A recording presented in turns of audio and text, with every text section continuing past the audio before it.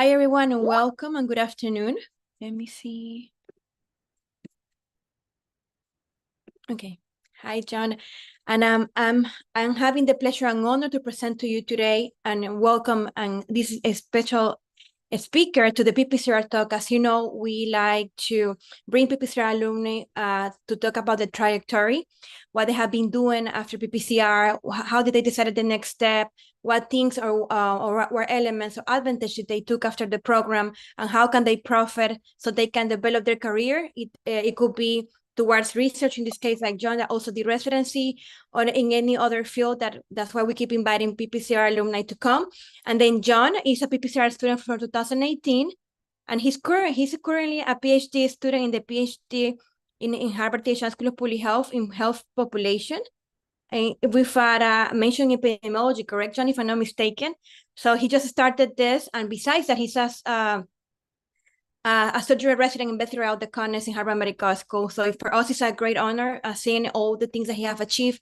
And he's a really great ambassador of our program. Besides that, he's a senior TA in Group 4. I have the privilege to also work next to him. So yes, and welcome, John. You have the floor, and we're here in the background to help you out.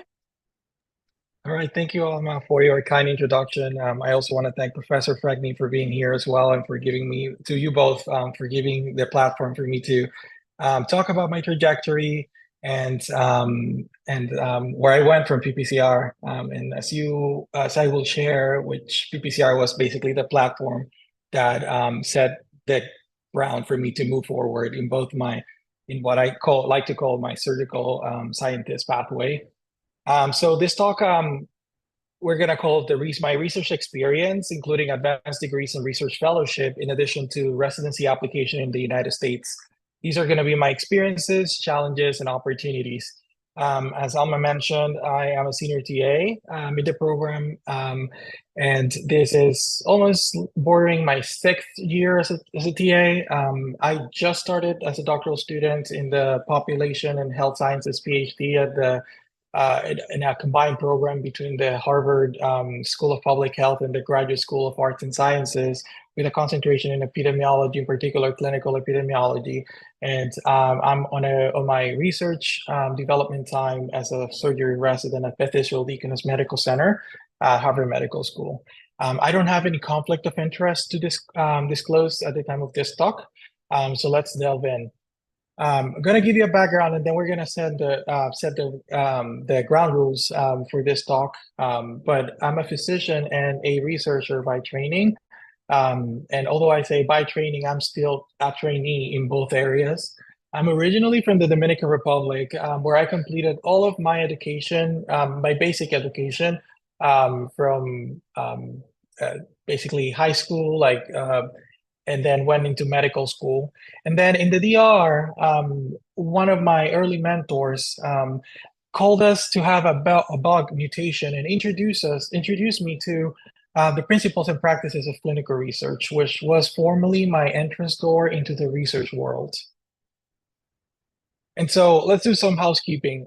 The way that I would like to proceed is I'm going to talk about a diverse set of topics. I am not going to be able to keep up with the chat for the time being. So I'm going to go through all of these topics. If you have a very burning question that you think needs to be answered, please interrupt me while I'm talking. If that can wait till the end, then we will go over all of the questions that you may have, independent of which section they refer to. We have a pretty packed agenda of diverse topics that we're going to talk about, but I think I will cover those, and then we can refer back to any of them as we move forward. So starting with PPCR, as you all know, principles and practices of clinical research consists of a main course and has multiple add-ons, as I call them. And so the main course is pretty amazing, sets the foundation for me of any methodology when I started. And to the right here, you can see myself with Professor Fregni when I was receiving my diploma after graduating from PPCR in Brazil. And so these add-ons I want to take a moment to talk about because I think they complement the course very significantly. The 3-day advanced statistical workshop and the research proposal writing workshops. During that 3-day advanced statistical workshop, the depth of the content is amazing. And although you guys don't know it yet because we haven't talked about it, I pursued a Master's of Public Health during my path at the Harvard Chan School of Public Health, and I even referred back to the notes that we took on those. I took from those courses for a regression course that I did for my MPH. It is a great foundation in clinical research methodology. And I have to say, and this is not because I took the space to talk to you about this, but PPCR really altered the course in my professional life and shaped my future because after PPCR, everything else came. I came into contact with a couple people that after that, PPCR, I pursued my research fellowship and my MPH and all of that came after PPCR and the networking that I also able to do while I was part of the course.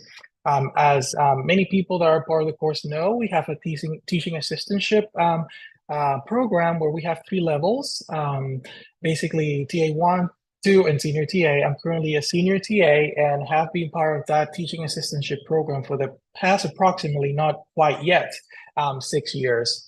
And then before I move forward, we have the 5-day immersion course where you get to meet those people that you've been working with for the past 9 months, and you consolidate all the knowledge that you guys have come up with as you have progressed through the course of PPCR.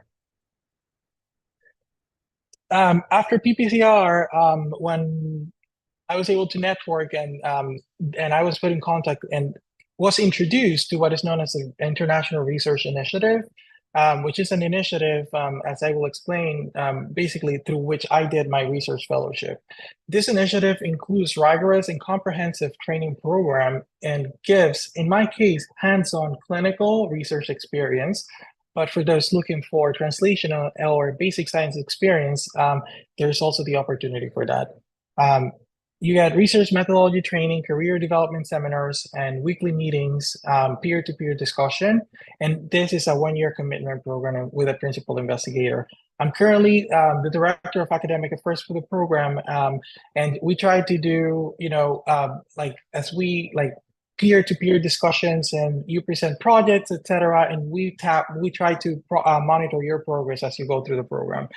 Particular about our program is that you do something called perfect matching, in which you apply to a particular lab, and we do our best to try to match you to the specialty and lab that you've asked for.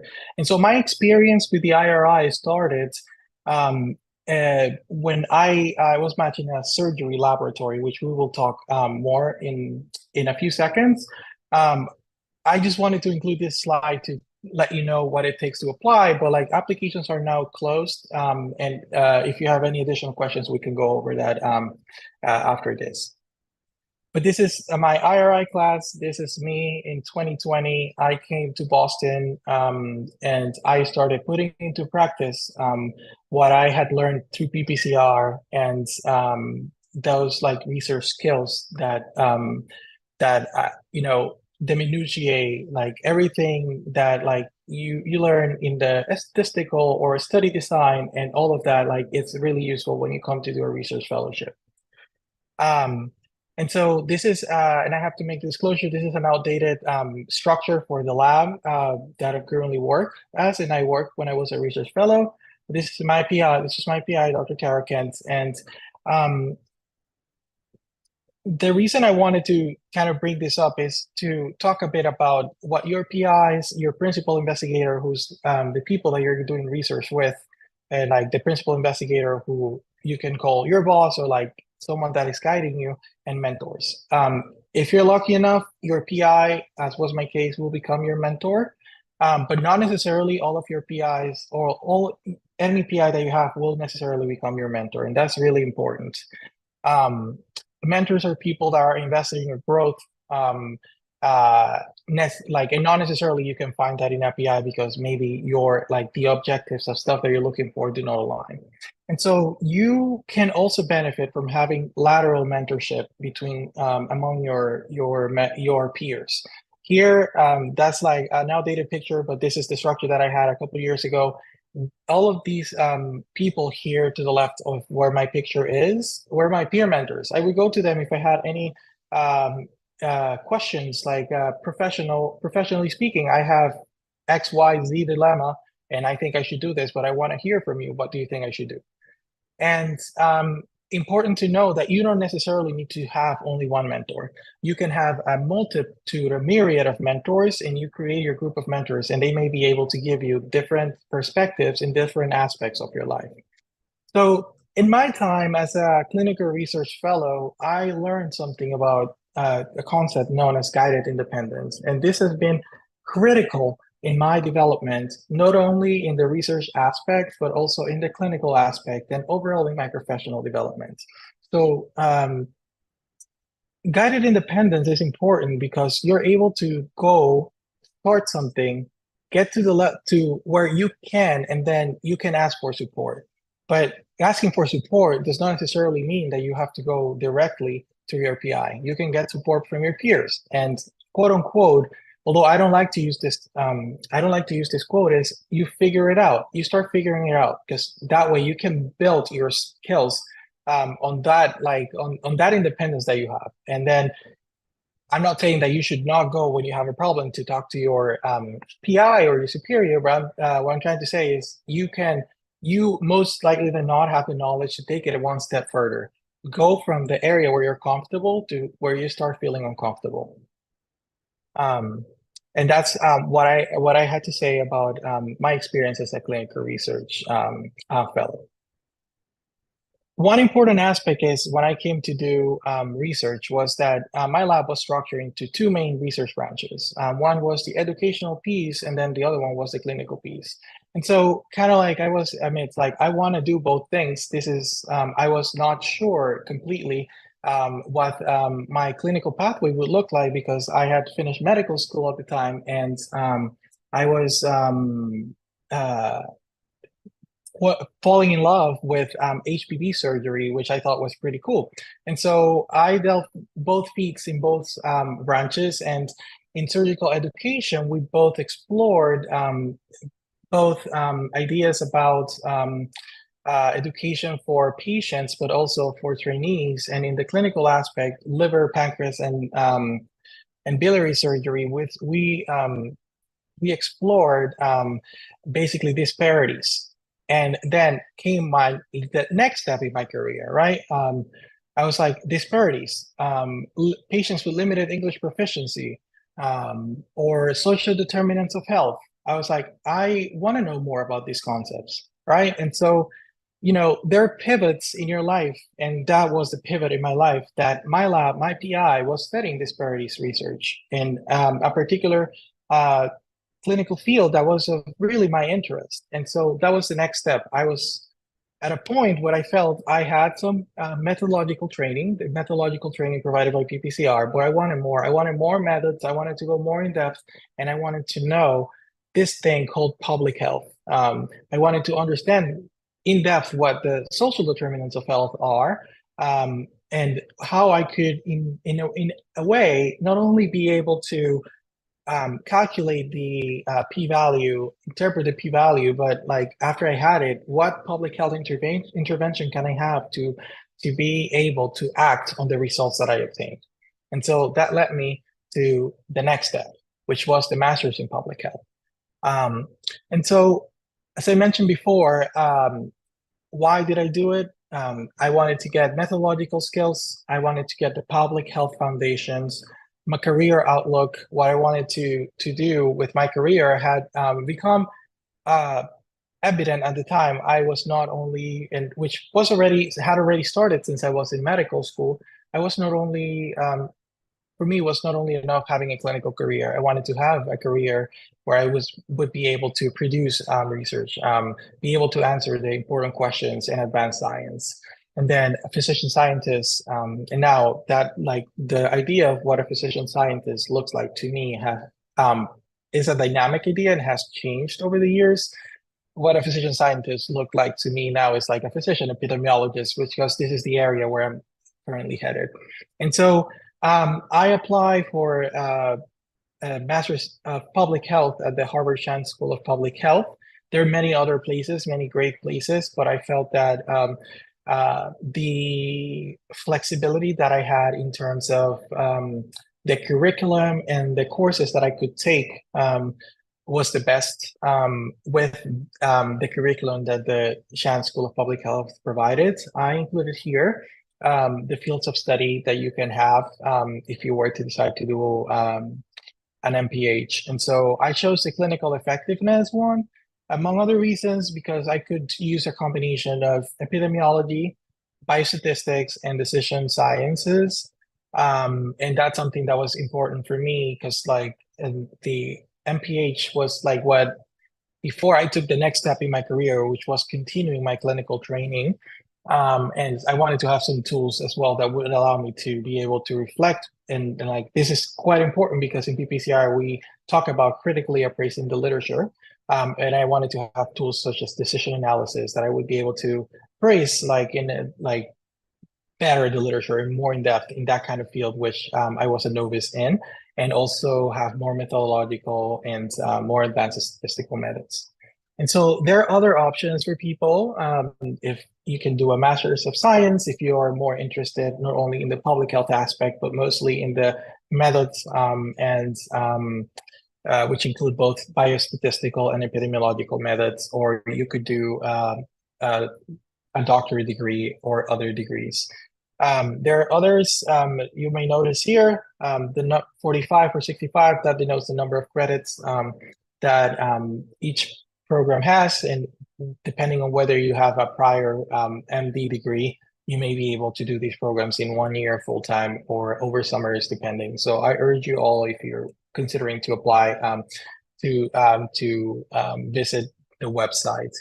And just to do a brief mention of what the application was like when I did it, that was back in 2020 or 2019, is a SOFAS application. You need a personal statement, you need test scores, which depending on where you went to school might include both the TOEFL for an English proficiency test and also the GRE to measure certain areas such as your quantitative skills, your writing skills, and your analytical skills.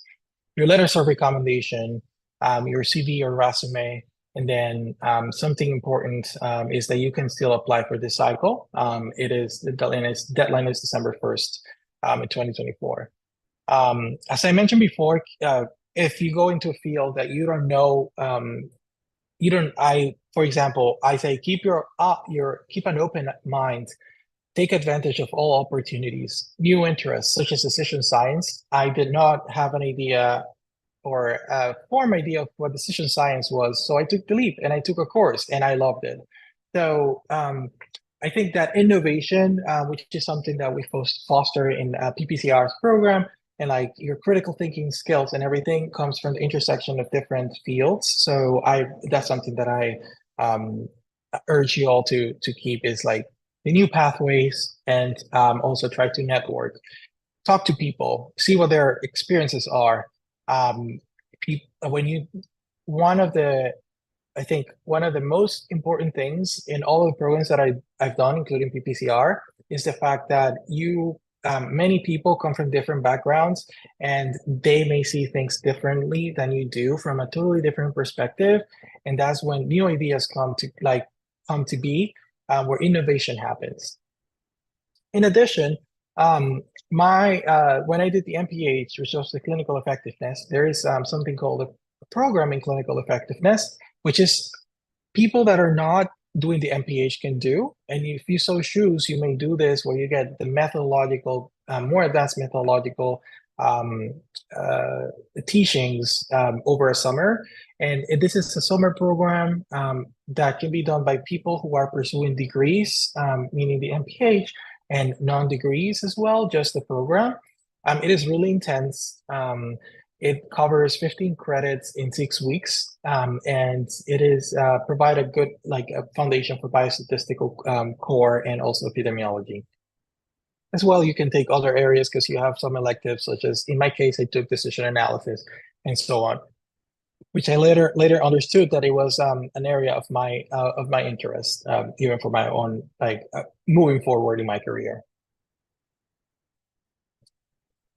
So after I was done with my MPH, or concurrently, I must say, my next step was continue my clinical training.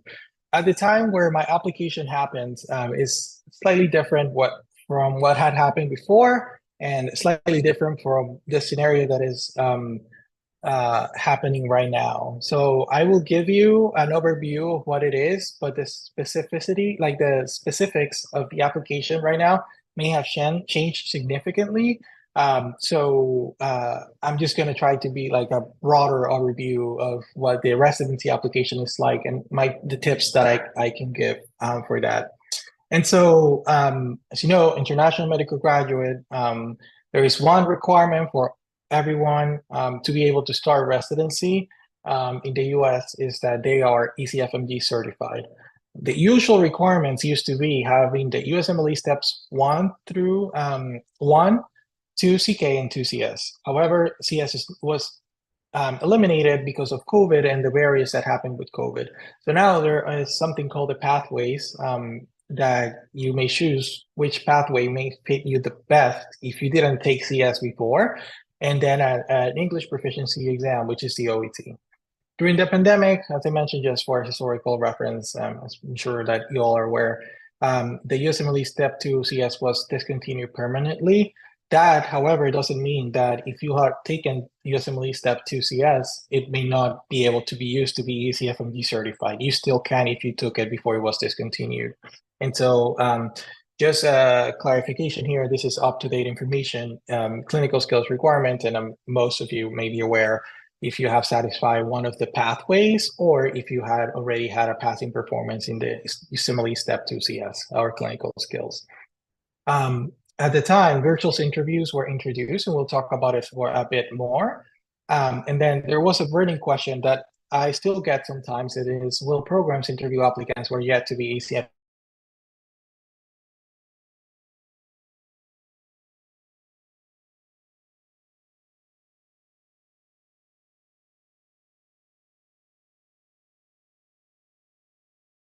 That being said, some programs may not be able to take the risk, may not be able to take the risk and interview someone, and in the setting that they don't have a ECFMG certification. So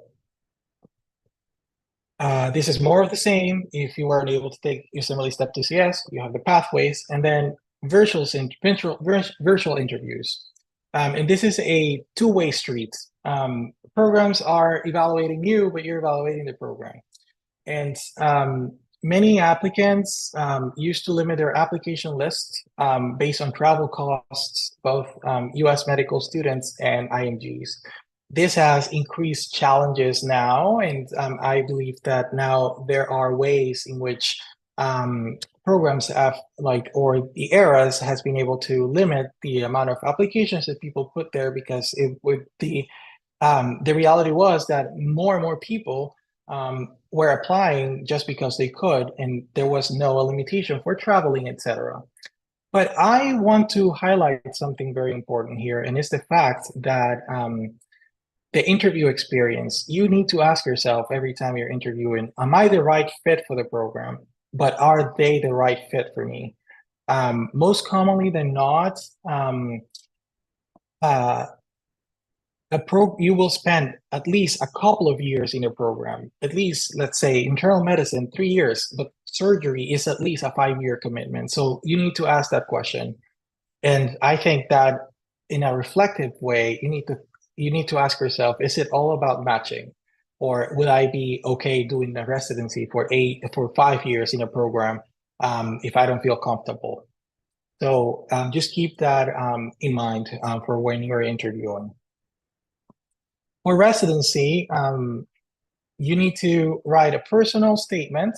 And for these, I have a couple of pointers. Beware of the language. Our lab with Dr. Kent, we've done some research on what has been used to describe, for example, medical students, applicants who for general surgery in terms of like the type of language that is used.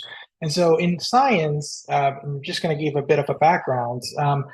We tend to overemphasize the agentic terms, which are the goal-oriented terms, which are good, but also we as providers and physicians, we also need to emphasize the humanitarian side. So I think that like there should be a balance between being goal-oriented, but also relationship-oriented, and like the humanitarian piece of who you are needs to also come out, because the personal statement is not a place to recite the CV or resume. It's a place for them to get to know who you are, something that I can learn from you that I cannot tell from reading your CV. And also, in organization is very important.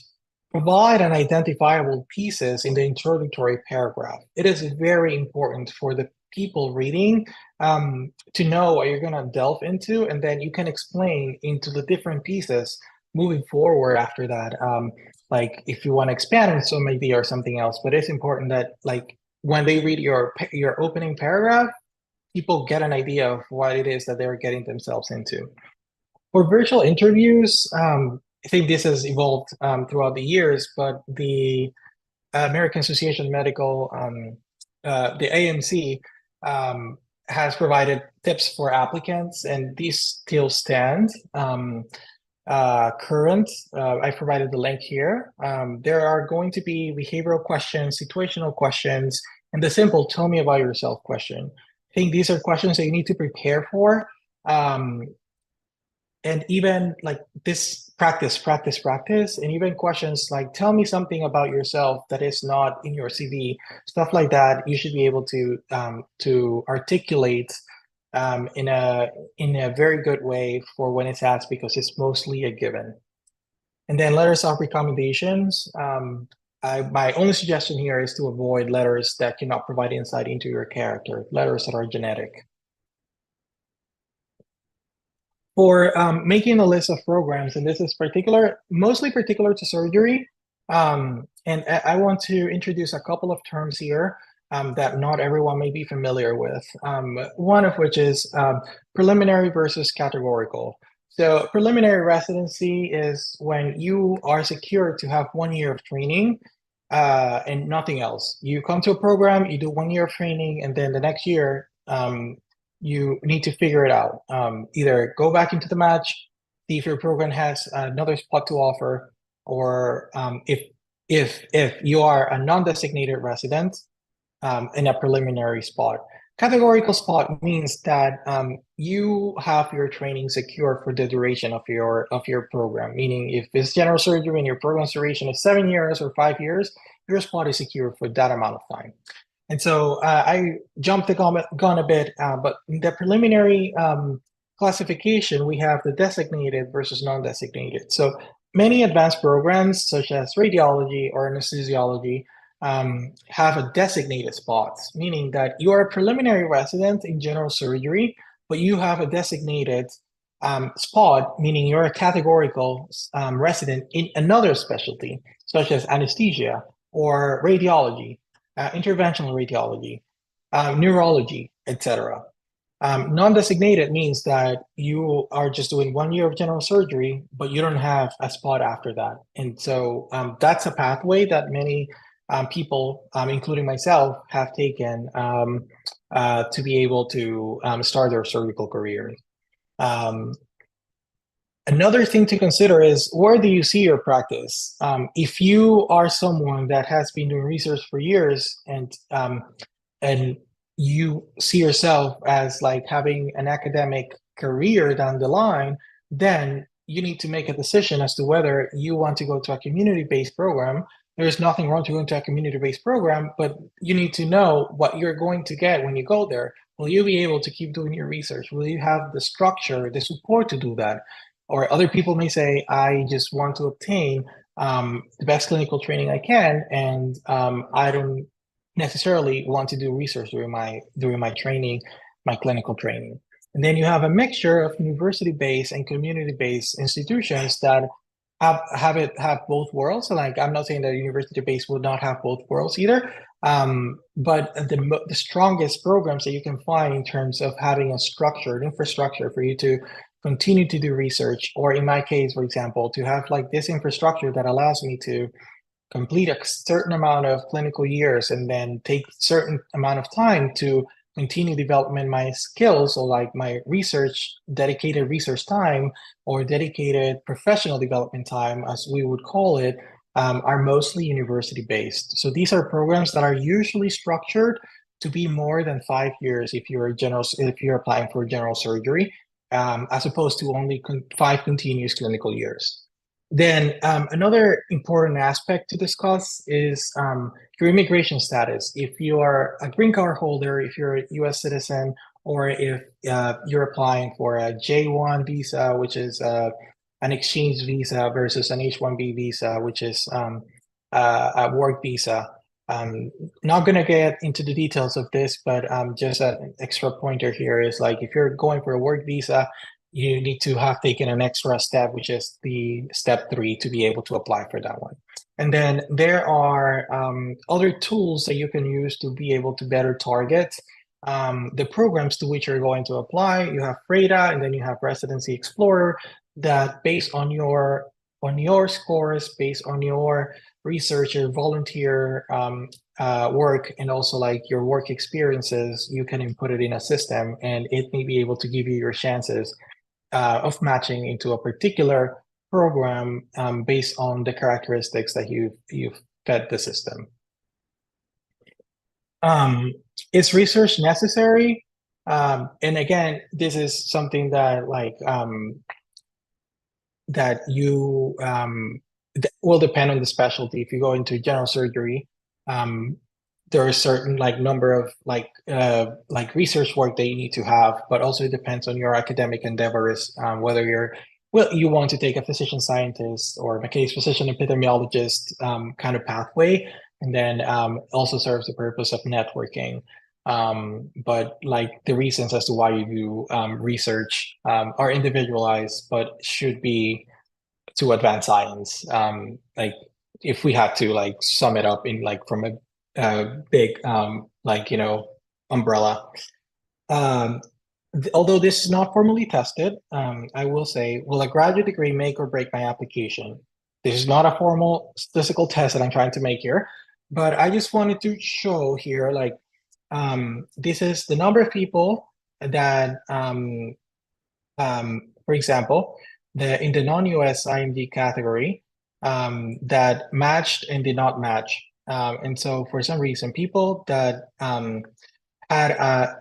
did not have a PhD degree are the ones in green, and people that had a PhD degree are the ones in blue. So, 4 of those that did not have a PhD degree match, and 2 of those that had a PhD degree match. So, it's like comparative. Like if we do something relative, maybe the numbers may be comparable, but nothing has been necessarily like tested with hypothesis to look at this. However, it will not make or break the application when you're trying to look for a position in general surgery. I would say, based on the information that's provided in the NRMP. This data is from the NRMP. This may be individualized. I don't speak for the whole community of like programs and like how they evaluate the particular applicants to their programs, but this is just based on what the NRMP, which is the National Residency Matching Program data that is available. And then even though, as I mentioned, I had to start as an undesignated preliminary resident in general surgery, and although I've made it to be a categorical resident now, if you ask me if I would do it again, and I would say absolutely. I think this has been worth my path. And so a couple more pointers about interviews and residency application, and then we'll move on to the PhD application piece. Is that I want to talk about a bit social media, X, I still refuse to call X, but Twitter, X, LinkedIn, and other social media.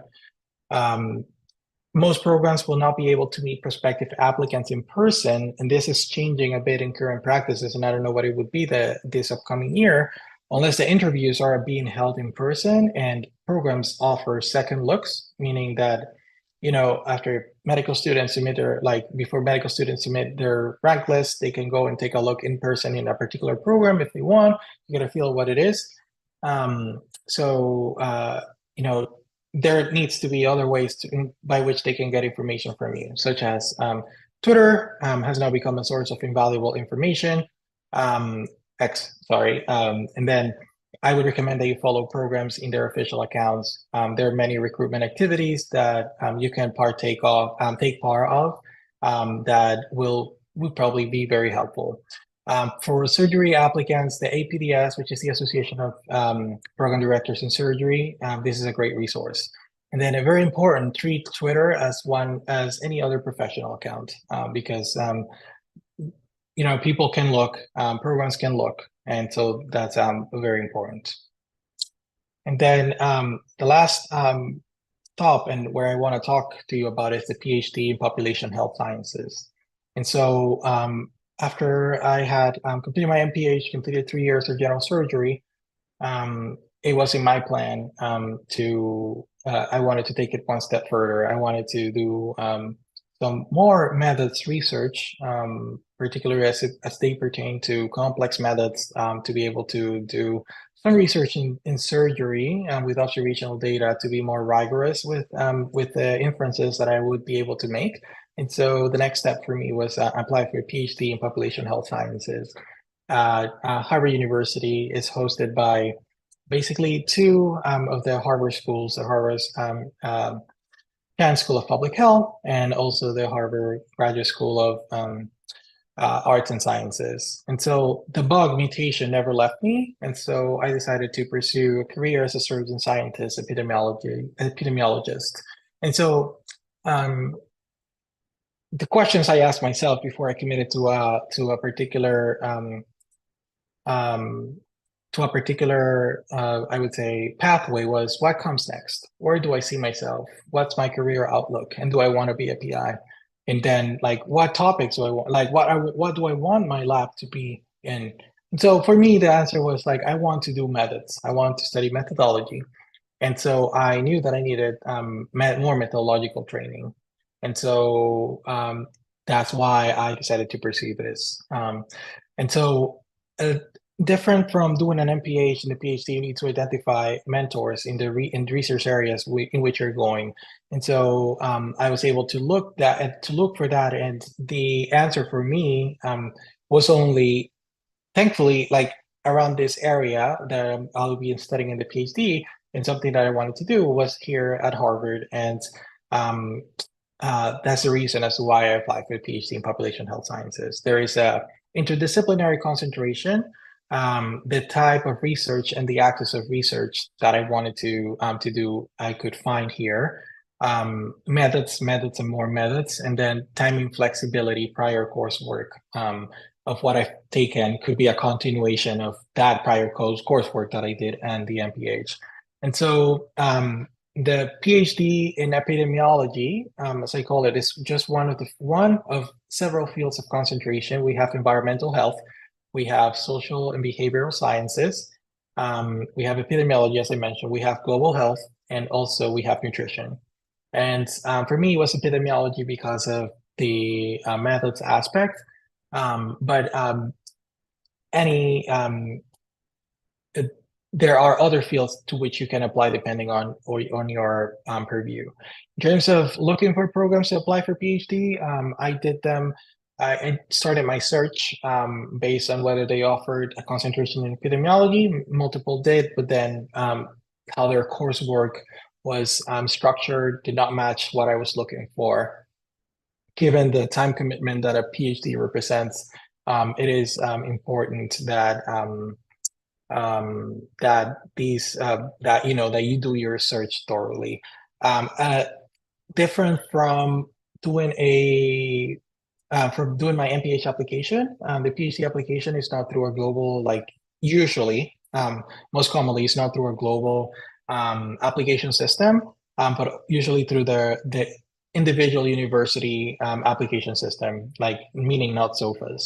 I've gotten the question as to why I chose to do a PhD and not a doctorate in public health. For me, it was I wanted instead of the practice, more of the practice, like in the public health and the leadership in that aspect of public health, I wanted more of the methods training. That's not to say that you're unable to get that when you do the doctor PH, but the focus is just a bit different what they're meant to be. The reality is that this is a long distance race, and it's probably going to be one of the hardest in your entire career. So, like in everything you do, don't burn out too early. So you're not alone. Everyone is going through the same process, and this refers mostly to residency. But as everything in life, be humble, be open to feedback. And yes, you're going to make mistakes, but that's like for you to grow. It like we're not perfect as humans, and like we're prone to making mistakes. It's like what you take from it and what you learn from it. Be proactive, don't be passive. And when in doubt, just ask. And never, never, never anchor on a particular thing. Always have an open mind and see different perspectives. In summary, I would say that the way that I've developed myself up until now is that I have different plans. Although I highlight here 3-year and 10-year plan, have an idea of what it is that you're doing next. Is it tomorrow, what you're doing tomorrow, what you're doing in a year, what you're doing in a month? But plan ahead and see where you see yourself like in those, like that way you are able um, to plan like and know what the next step is. Choose your mentors carefully. Ask yourself, are they invested in your growth? But also when you choose mentors, you need to know that you have responsibilities as a mentee as well. So if you're going to have a mentor and they try to mentor you, be also proactive. Also, you need to be proactive. And you need, if you're going to make changes, you need to make those changes that you talk to with your mentor and stuff. Choose your peers and your friends even more carefully, and because these will be the people that you will have the greatest influence in your day-to-day life, because you spend most of the time with them. And take this with a grain of salt. I'm not saying like that academic excellence is important. It is one of the biggest things, but like it is not only about academic excellence. It does play a big role, but like you need to always ask yourself, are you a good fit and are they a good fit? And irrespective of which program you're referring to. Last three things are there's no such a thing as a free lunch, and then trust but verify and enjoy the ride, because like it is a long one. This career that for better or for worse we are in. So that's all I have for today. I'm happy to take any questions. Oh, great. Thank you, Chris. It was really amazing. I like how you talk about your trajectory. I just got one private question for you here, and they're saying, what was the most challenging thing that happened in all this trajectory, and how you overcome it? Okay. Yeah, so I think the most challenging thing that's happened to me, I wasn't born in the US. I think it was leaving my family behind, and that support that I always had, I think was the hardest thing that I've ever had to do. And being unable, when you go to a foreign country and you're unable to be there for your family, if like in the event that something bad that you're not expecting to happen happens, and not being able to go back because of certain immigration issues, etc. So I think not being away from home was the hardest thing that I had to do. And how I overcame it is I found a community that I could rely on. Great. Thank you, Chris. Now they're asking you, when you apply for scholarships, they are very expensive for the program. So what do you mean? When do you apply, Siham? Okay, I don't know if John want to say something, but I can also explain. When do you apply for scholarships? So applying for scholarship varies. I would say, for example, for the MPH, for example, you can start applying before you get accepted, depending on the requirements that they have. But ultimately, like usually scholarships for you to get them, you would need to have an acceptance letter. So I think um, it depends on who you're applying, like where you're applying and the requirements that they have. Myself, for the MPH, although I did not mention that, I took loans for to complete the MPH. So I was unable to get, like, not unable, but I couldn't find any scholarships that actually fit the criteria of what I was looking for, or actually like where would be on par with my career goals, because of what they would signify in terms of immigrations. And so I funded myself through the MPH. So that's also another option. Great, thank you, Chris. And then Virginia asks, how is the PhD program? Is it full-time, or are you able to work sometime while you do it? So yes, a PhD program is the short answer, and the answer is like it's a full-time program. You work, you are able to work maybe within the PhD as a teaching fellow or as a research assistant, but it is a full-time program. Depending on your level, you may enter the PhD as a graduate year 1 or as a graduate year 2.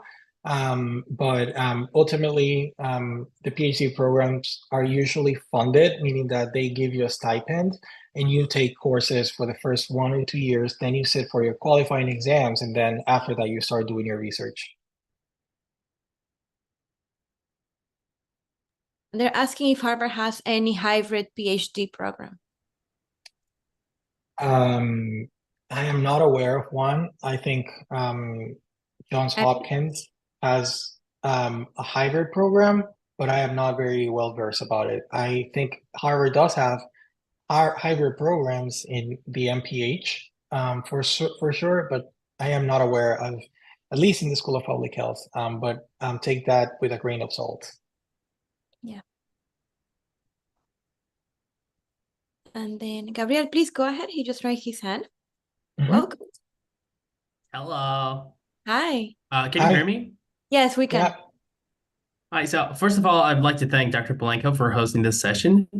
For us that are on the same road of trying to match medical students, me specifically, I'm trying to match general surgery. So having this session with someone who matched at the gold standard of surgical residencies is really invaluable to us. So thank you very much for that.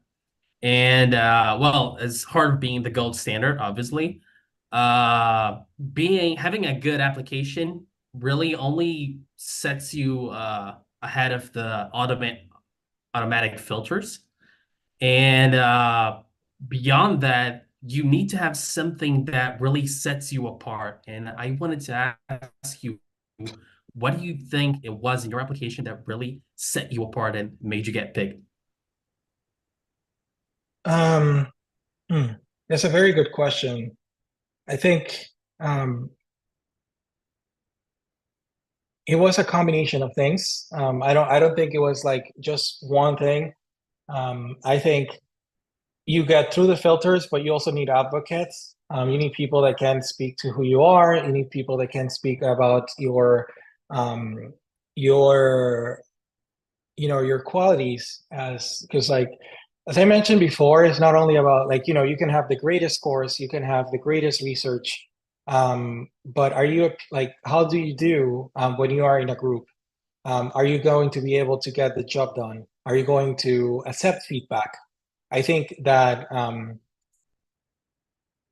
I think people that have worked with me can speak to that. Like, I think that ability, that, like, if it doesn't matter, like, if you're in a course with me and, like, I've taken whatever course and you tell me I think you're wrong, I'm going to listen to you, and I will question what I had you said. So I think it's that a bit like that ability to grow, and like that that can be transmitted. I think, and I didn't read any of my letters, but I think that's something that has been consistent throughout my career, is like, stay humble. And the other piece to it is your interview. That's depending on how you answer questions in your interview, that could be a deal breaker. So if and I'm being totally honest, for me, I had to prepare for the interviews because if you're not born with that ability to be a good interviewer, you need to prepare. So that's something that you can train. And so I trained to be able to interview. So I think be cognizant of the areas that you have for growth, and work on them, so that you make, instead of them being an area they have for growth, so that they become a strength for you. Thank you so much. Of course. Great. And we have another question from Virginia. She's asking you, how clinical is the PhD focus on clinical epidemiology? Hi, Virginia. Good to see you here. How you doing? Good. So I think that so the clinical piece has to do with the applicability of like the methods that you're learning, as opposed to there was another branch of the program that is epidemiological methods, which is developing those methods. The clinical piece, I can speak from an early perspective, is that you're able to apply those methods to your clinical practice. Let's say that you're doing clinical epi, you're interested in cancer, then you may take a couple courses of cancer epidemiology. Or if you're interested in cardiovascular epidemiology, then you may take a couple courses talking about cardiovascular epidemiology or aging epidemiology. So you may take a couple of cancers.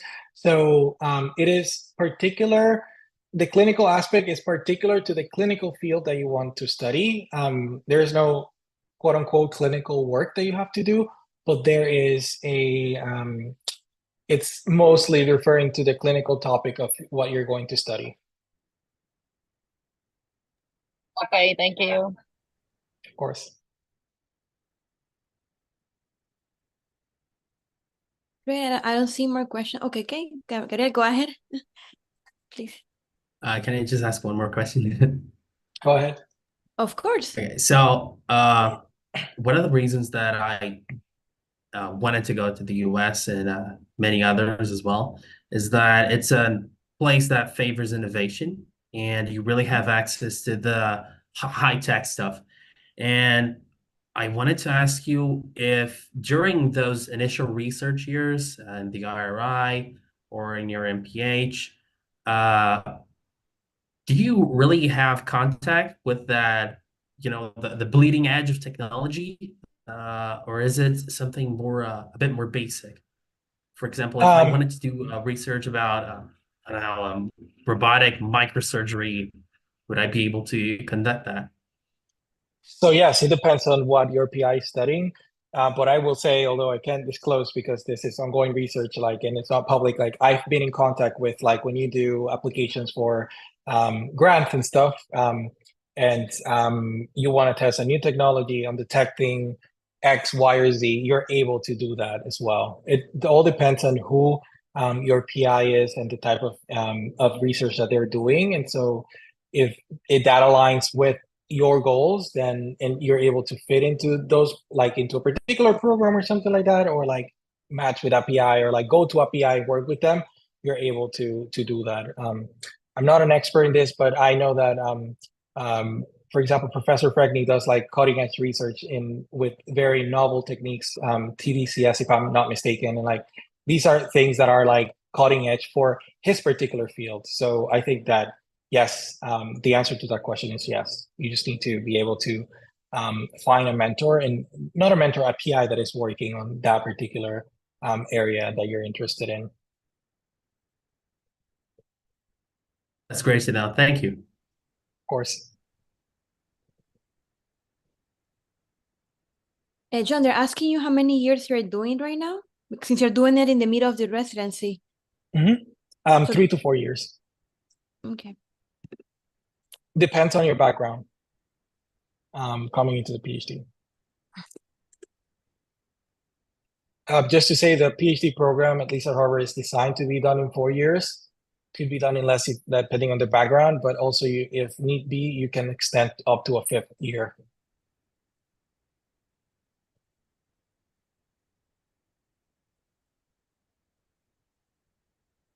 Okay, now let's see. Any other questions, guys? They were like, profit the time that we have him here connected, and you might also reach out to him during the program in PPCR. And the people in Boston can also reach out to him. We met him before. They're saying thank you for the explanation as well. Thank you for adding the email there. Yeah. We all believe that if you follow your passion and you're humble and you profit any opportunity that you got in your pathway, believing that you can make it. That's what we're trying to show you here. And also just adding a little bit about the interview. When you go there, you already have a really strong academy background, right? But also show the human, right? Because you also have to see they're not a robot, that you can work in teams, that you can manage the stress and the pressure and so on. Like the feedback as John explained. And actually, when we go to interviews for our people, right, like the PI call us like, oh, I would like to know more about this student and so on. That's something that they ask us frequently. How do they take the feedback? And I think that's a question that I get. And of course, it's really important, right? We need to grow, we need to receive it and change, make change if it's needed, and always be open to receive it. So yeah, sorry, thank you to you. Sunilda also said that she's really proud of you. Oh, I didn't know she was here. Yeah, she's here. Hi, Dr. Sunilda. Yeah. Sunilda, for the ones that you don't know, she's the site director of Santiago site in Dominican Republic for the program for PPCR. So and yeah. She was the one that told me about the bug and mutation. So yeah, that's where it all started. Great. So thank you, everyone. Have a nice evening. We're gonna see you again this Thursday in lecture for statistical test 1. So be ready for this lecture. We have Professor Junora coming. I'm gonna keep in touch. So thank you so much, John, again for your time and for all the work and dedication that you do in the program. We are really proud and honored to have you, and also really happy for all the things that you're achieving little by little in your career. So thank you for that. Thank you, Alma. Have a nice evening. Thank you, everyone. Bye-bye. Bye-bye.